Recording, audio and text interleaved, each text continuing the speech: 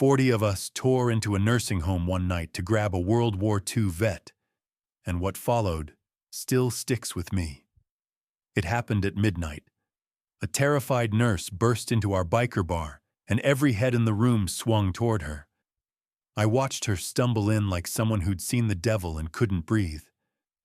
When she said my name, Jack, I stood up slow, trying to read the panic on her face. "Ma'am, you've got the wrong place," I started, but she cut me off, desperate. "No," she cried. "I walked into exactly the right place."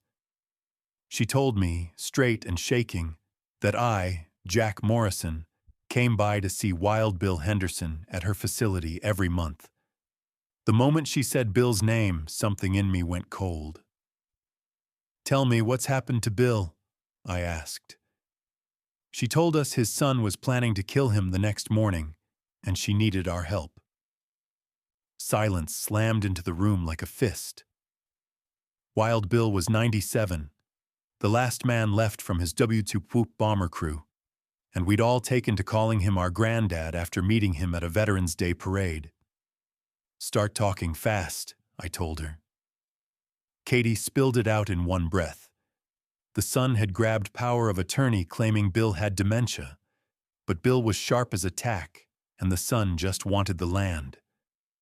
"Land?" Tank barked from the corner. "Katie said Bill owns 300 acres, about $2 million, she answered. "His son needs him out of the way to sell it." My hands tightened into fists. "How's he planning to do it?" I asked. Katie said a doctor will sign papers at 8 tomorrow to move Bill to hospice and stop his meds, including his heart meds. Doc, our brother who knows medical stuff, looked at us and said, "Stop his meds and he'll be gone in a few days." "That's the plan," Katie said. "Bill's begging for help, but nobody at the home listens." I scanned the room. Every brother wore the same hard, angry look I felt. "You're asking us to kidnap someone from a nursing home?" I said slow, because that's what it sounded like. "That's federal prison time," somebody muttered. Katie pulled out her phone and hit play. The video showed Bill in his wheelchair crying, "My son's trying to kill me for my land and nobody believes me." Swears and shouts filled the bar. "How many laws are we about to break?" Tank asked, half laughing and half not. "All of them," I said. "Who's with me?" Every hand shot up without thinking. Katie then dropped another bomb. The son had hired 3 armed security guards to keep people away that night. "He knew we'd come," I said with a dangerous smile. "Smart, but not smart enough." I grabbed my phone and called it out. "This is Hammer. Every rider, be ready in 10 minutes. Emergency rescue." 10 minutes later, iron filled the street. We mounted up in the rain and roared toward Sunset Manor. Katie rode behind me, shouting directions over the roar. We weren't alone. 20 more bikes joined on the highway, guys wearing veterans patches. I knew their leader, an old Marine they call Bulldog. 60 bikes hit the nursing home like a thunderstorm. When we pulled up, the 3 security guards at the entrance looked like they wished the earth would open up and swallow them. I swung off my bike and walked straight toward the guards like I owned the place. "We're here to visit a friend," I said calmly. The biggest guard, built like a refrigerator and twice as mean, put a hand on his gun. "No one visits William Henderson tonight," he said. "Family's orders." I stared him down. "We are his family." He smirked and lifted a paper in front of me. "Not according to this." Before I could answer, headlights cut through the rain behind us. A black town car rolled up, and out stepped a woman in a bathrobe and slippers, hair wild, eyes full of fire. "Which one of you is Katie?" she barked. Katie's hand went up, trembling.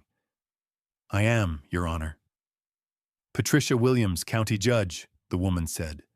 "You called my emergency line about elder abuse?" Yes, ma'am, Katie said, fumbling with her phone. And I have proof. The judge watched the short video, Bill crying in his wheelchair, and her face went from irritated to furious in seconds. You three, she snapped at the guards. Leave now or be arrested for conspiracy to commit murder. We're just doing our job, one stammered. Yeah? Growled Bulldog, stepping forward. That's what the Nazi prison guard said too. You want to keep going with that defense? The guards glanced at the judge, then at 60 angry bikers standing in the rain. They bolted for their car and peeled out so fast the tires screamed. Let's go get Bill, Judge Williams ordered.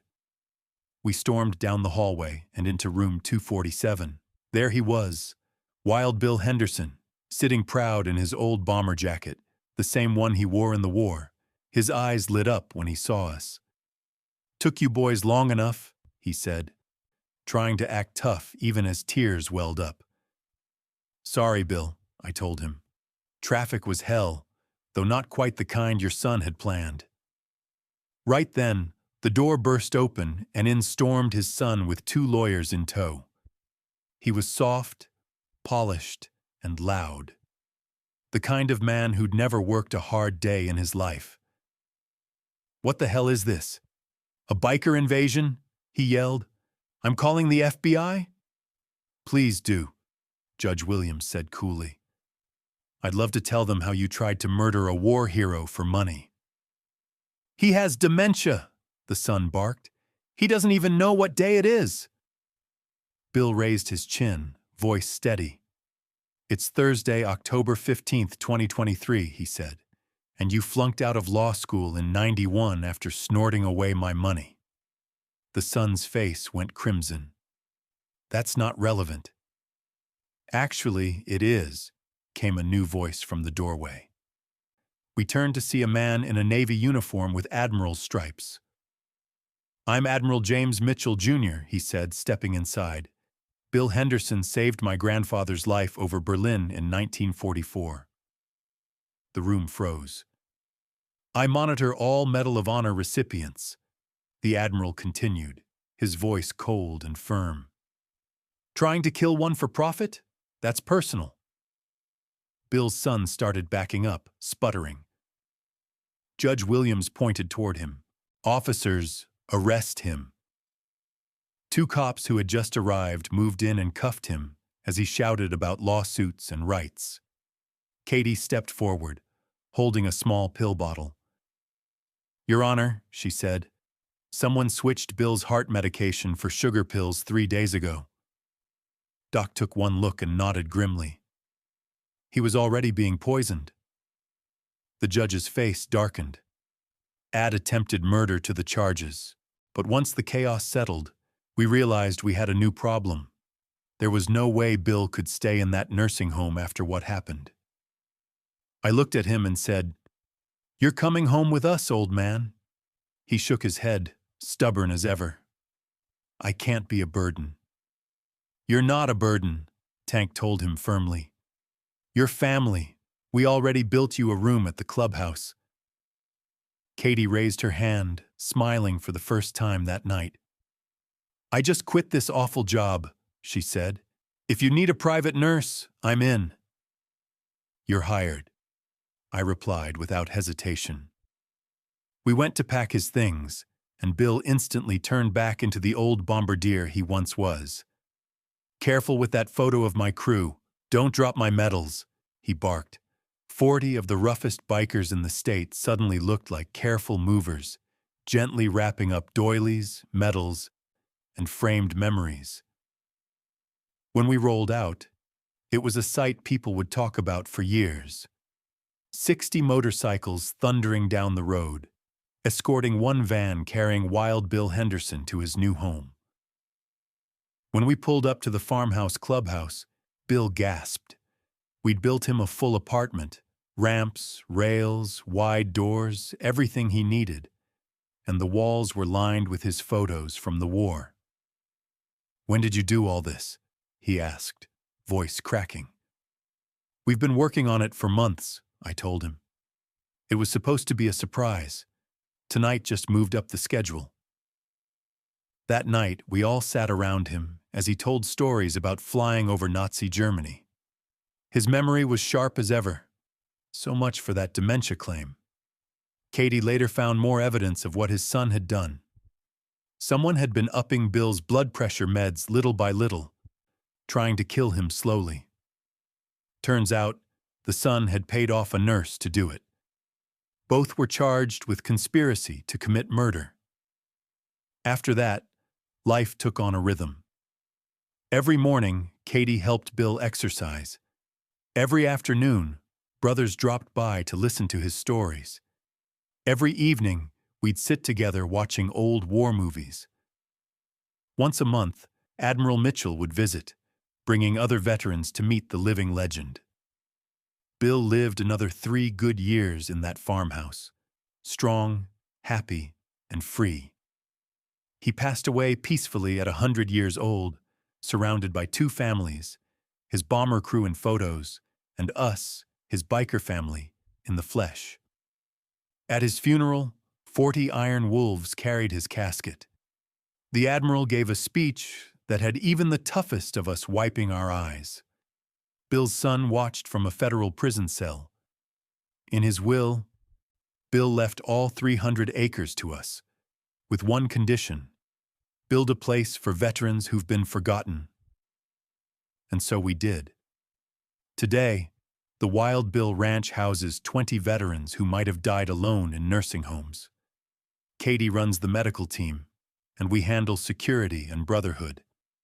Above the gate, a sign reads, "Heroes live here." Inside hangs a photo from that night.